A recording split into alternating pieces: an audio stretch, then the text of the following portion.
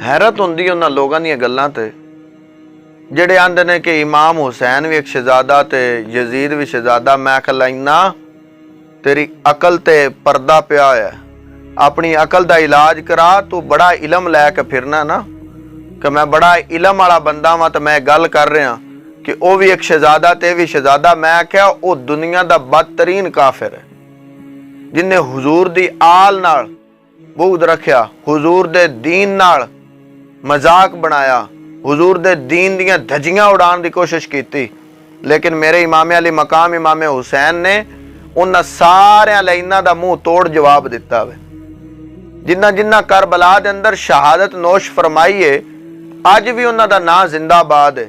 ते जिन्ने ये मजमूम और गंदी हरकत हुजूर दी आल नाल जुल्मो सितम करन वाली कीती, वो कल भी मुर्दाबाद सी ते अज भी मुर्दाबाद है।